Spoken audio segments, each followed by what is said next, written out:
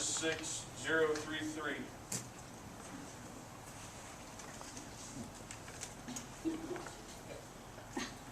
Yes, sir.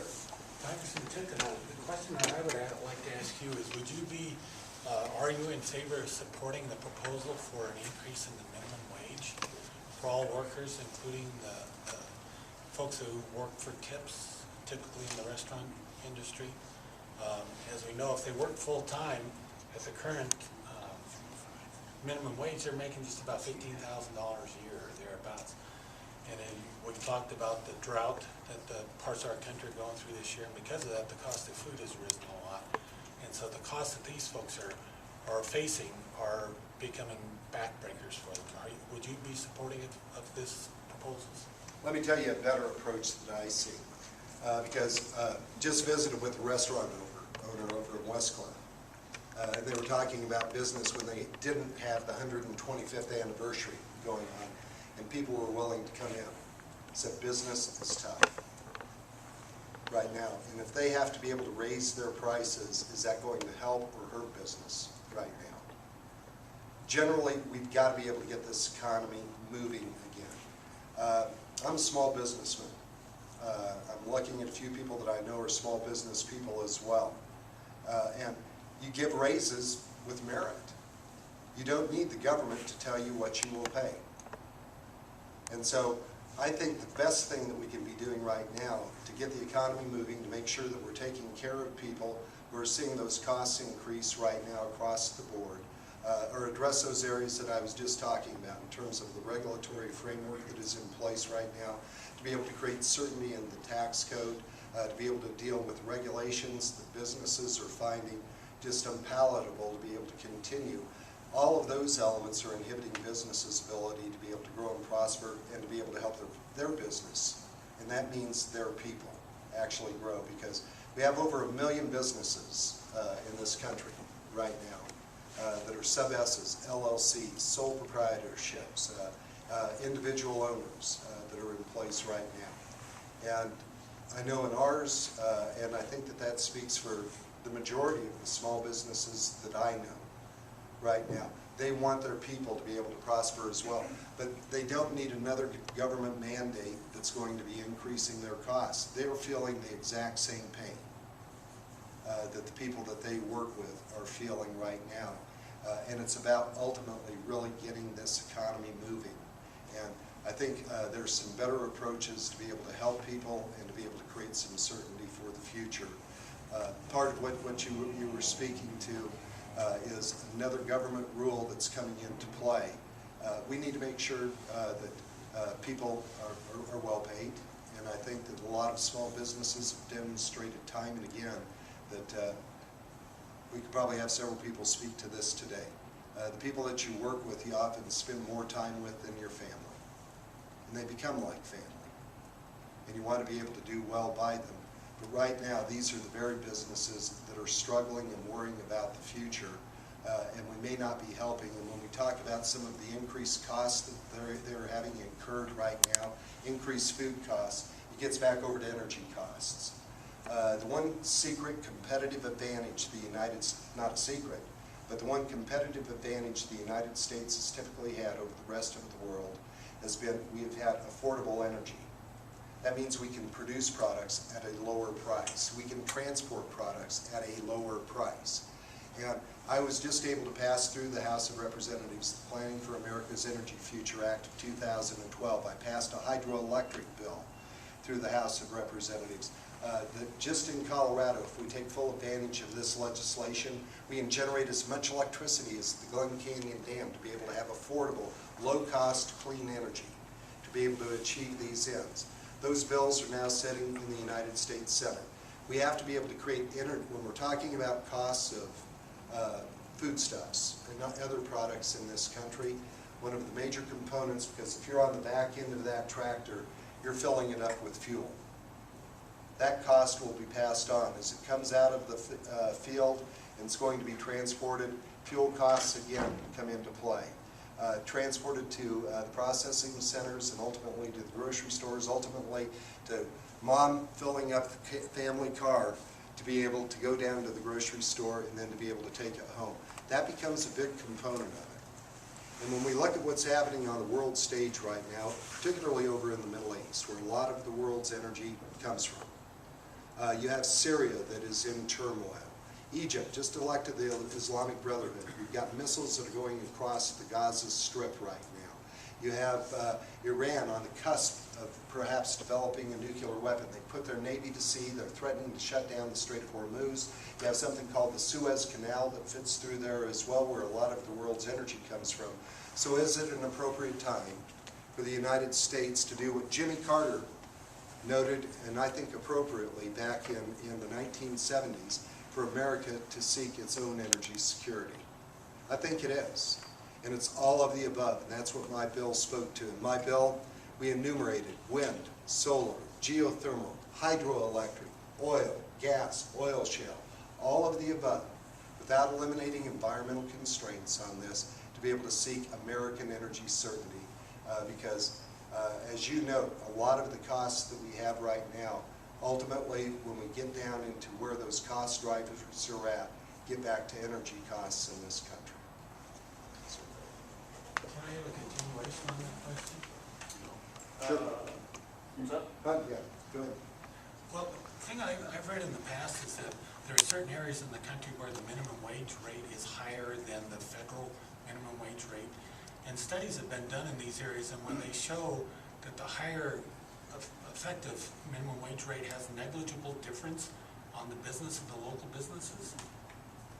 Have you read this, or are you aware? And I think you speak to a very important point.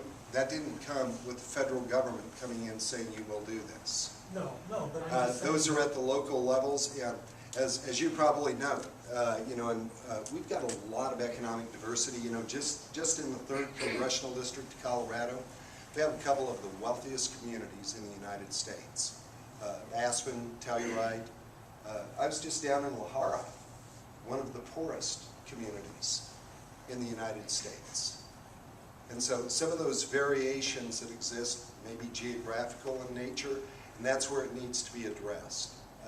Let's let the local communities and those local businesses address that, because when we see what comes out of Washington, trying to have a one-size-that-fits-all across the United States, it's not a good pathway for us. That probably statistically has not proven to truly be the case. And I remember visiting here in Pueblo not long ago with a gentleman that opened up a small restaurant. We were just talking about wages. He didn't even start his folks at minimum wage. Paid more. He made that choice as a business to be able to do that. And I think that would be the stronger suit rather than, again, government injecting itself more into that portion of the private sector. Because as we see with a $15.8 trillion debt in this nation, Washington, D.C., I wasn't there really to help create the problem, but I'm sure dedicated to trying to help fix it. Hasn't done a too good of job of money management. So. Last 3 numbers, 041. 041. He's got a quick question, Scott. What are the chances of the Bush taxes being extended? The tax cuts being extended for another year? And will it really help for another year? The best policy is, and we've been pushing for this darn near since I went into Congress, to be able to address a flatter, fairer, simpler tax code that is there.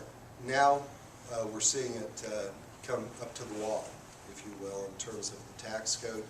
I believe next week we will pass that extension. Again, I'll revert back. I visited with the chairman of the Ways and Means Committee, Dave Camp. In terms of pursuing that policy, I expressed a couple of concerns that I think are important for our communities. That's going to be the home mortgage deduction, charitable contributions. He is convinced, and I visited with a nationally recognized and respected economist as well, Art Laffer, on this, that we can actually achieve those ends and still preserve those 2 deductions. We'll put forward the plan next week, and then we will send that over to the Senate. And I hope the members of the Senate will see the common sense of extending this so that we can work on behalf of the American economy, the American people, and getting people back to work. That is good common sense, and we're going to put that forward. We hope that they'll embrace it. We hope the President will sign it. We need to be able to create some sort of certainty, and believe me, because I know that'll probably be your follow-up, 1 year is no certainty. You're absolutely right. But we continue to see that across the board in Washington, and we're fighting to be able to create some of that certainty.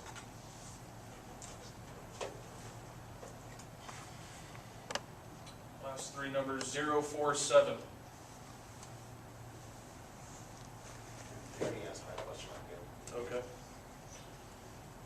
034. All right, you can just start taking questions. Okay. Bingo. So does anybody have a question? Feel free. Yes, sir. Yes, what is the, your position on extending the tax credit for Vestas? You know, we've signed, in fact, again, this shows, I think, a lot of the bipartisanship out of the Colorado delegation.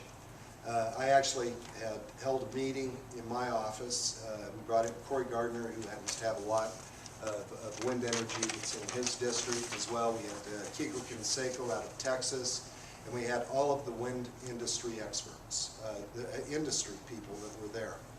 And what we put forward as a Colorado state delegation, all 7 of our representatives in the House of Representatives and our 2 U.S. senators, was a letter saying that we support and we encourage this extension for 5 years. And why 5 years? Because we'd actually talked to the industry, and they said, we've made a huge capital investment. We are employing people. Believe me, the 500 jobs that are here are important to me. You can imagine we would feel 500 jobs if they were not here right now going on. We've got to be able to protect those. But here's what I found was positive. Meeting that we held in our office was, over the course, they said, actually, they got it down to 2 years at that point, saying, if we can have this extension for 2 years, we will be competitive. The technology is developing. I went through a different shift out of the wind energy, so we are being supportive of that, to be able to protect our jobs and to be able to also pursue the affordable energy end of it as well. Some of these technologies are developing. I think, and this was one of the first questions I'd had when I visited with Tony out at Vestas, probably a year and a half ago. I said, what needs to be done with the tax code so that you don't need credits, just to be able to operate, which is ultimately the goal. Well, part of it gets down to venture capital as well, which some are trying to make a bad thing to have happen. These are people that have some dollars to be able to invest, to be able to help develop some industries. So it was an access to capital issue, and then America's corporate tax rate. We have the highest corporate tax rate in the world now. And so these are all the different elements that ultimately come back into play. I think wind is going to be part, from what I've been able to see out of this technology, this is part of the American energy solution. Is it going to be the primary one? We don't have the battery storage now. That technology may well develop as well. But during peak loads, Pete and I were just visiting, it's warm outside. The air conditioners are running. That's putting a heavier demand on our power plants right now. That can help take some of the edge off, with that wind energy to be able to do it. And something that we will support that, again, in Washington, they seem to have a program. Ronald Reagan always had the statement, he said, the nearest thing to eternal life on earth is a government program. They just never ever stop. And I think we need to be approaching this from a more business-like standpoint. That you just cannot perpetually fund, and believe me, there is not a check being cut back. What that is, that goes back against revenues that are coming in, what would be profitability, if you will. We need to be approaching this in a far more business-like manner. And this may be something that you may find a little interest. I found it interesting. We heard just a few weeks ago that the members of Congress, only 17% have worked in the private sector. only 17%. But I can tell you of the group that just came in, it was primarily small business people. And we are asking questions about cost-benefit analysis. We are asking about how is the paid for on this actually going to work. And I think that's a good, strong, legitimate question, and I think we're going to fight to be able to protect these jobs. And I think that is because we've got the promise that this developing technology is going to be part of our energy solution in this country, and hopefully a growth industry to be able to employ more people. Next Yes, ma'am. question. Yes, ma'am. As most of you probably already know, because of the Bush tax cuts and other manipulations of the tax codes, most corporations don't actually pay that high tax rate. Corporations also take chances every day.